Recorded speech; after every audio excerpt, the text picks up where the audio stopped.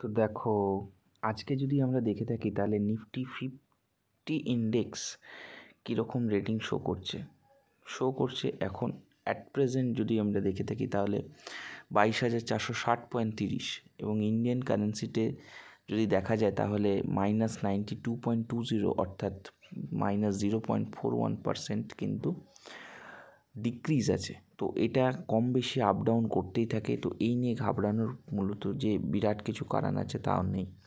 আচ্ছা, আরেকটা জিনিস বলে রাখি, এটা টেন্টেটিভলি কিন্তু আপ ডাউন করতে থাকে।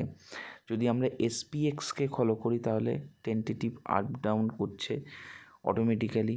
এনডিকিউ, তার পাশাপাশি ডিজিআই, এটা কনস্ট্যান্ট। ভিআইএক্সও ইন্ডিসিসে আমরা যদি দেখে থাকি তো টেন্টেটিভলি আপ ডাউন করতে থাকছে। তো এইটা নিয়ে কখনোই ভাববে না যে স্টক মার্কেটে তোমার টাকা যখনই তুমি ইনভেস্ট করছো তখন খুব হাই লেভেলে কমে যাচ্ছে, আবার হাই লেভেলে বেড়ে যাচ্ছে।